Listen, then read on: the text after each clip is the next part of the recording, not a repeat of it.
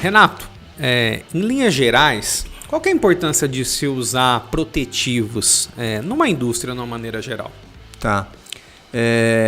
Esse é um ponto de bastante atenção que pelo menos deveriam ter os usuários de produtos, né? Ou os fabricantes de equipamentos, ou as empresas que fazem manutenção, por exemplo, em equipamentos, que é exatamente a questão da proteção da superfície metálica, né?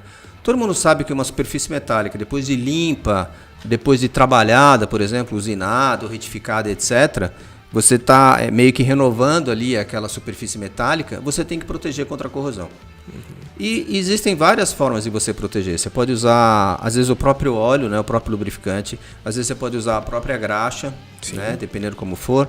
Você pode usar pintura, né, às vezes, eventualmente, você pode pintar. Sim. Você pode usar papelão para proteger pouco ali. Efetivo, mas... Deixa o papelão ali em cima, embrulha com papel, né, faz alguma coisa assim.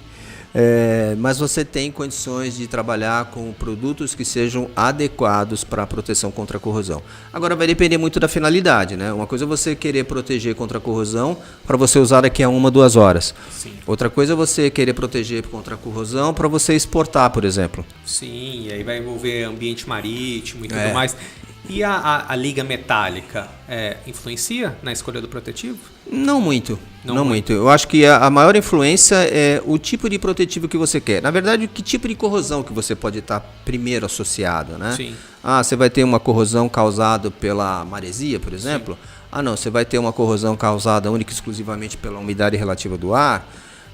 Por conta de algum outro agente químico que você está exposto, que você está próximo, sabe? Então, depende muito de quais são as causas, né? Ou as prováveis causas para essa corrosão.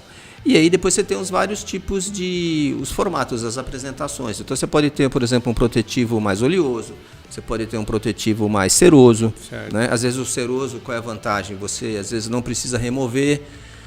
Quando você vai usar, às vezes você pode, por exemplo, usar um protetivo com característica cerosa numa matriz que você vai trabalhar daqui a um tempo. Por exemplo, uma matriz de injeção de plástico, uma injeção de metal, que você deixa ela armazenada, você aplica um protetivo ceroso e quando você voltar aquilo à produção, você não precisa nem tirar. Entendi. O próprio sistema de aquecimento já faz com que esse protetivo seja eliminado. Aí você já entra com o seu lubrificante de processo, por exemplo. Entendi. Né? E, por exemplo, vou te trazer um caso hipotético. Olha, eu tenho um compressor de amônia, eu estou fazendo uma revisão nele, eu drenei todo o óleo, eu estou esperando alguma peça chegar, enfim, eu vou colocar ele para funcionar amanhã.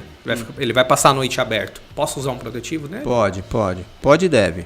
Sim. Deve, porque às vezes esse pouco período de tempo, às vezes da noite para o dia, você já começa a ter alguns problemas de corrosão que nem sempre são visualmente identificados. E aí, daqui para frente, você começa a ter, de repente, numa análise de óleo, você começa a ter um desprendimento e você começa a ver partículas ferrosas ali no meio. Então, mesmo vai se aplicar um redutor, a um compressor de ar, a uma matriz num peletizador e por aí vai. Exato. O melhor jeito, às vezes você pode pegar um spray ali para fazer essa proteção. Sim. E às vezes os famosos micro-óleos, né? Vamos dizer assim, eles também têm uma característica protetiva. Às vezes a maior dificuldade é você depois remover. Sim. Né? Porque às vezes você tem que avaliar a questão da compatibilidade com o que você vai usar depois, tal, etc. Então às vezes é um pouco mais chato. Mas que é necessário você aplicar qualquer tipo de protetivo, independente do tempo que você está exposto. Legal, isso aí. Vai lá.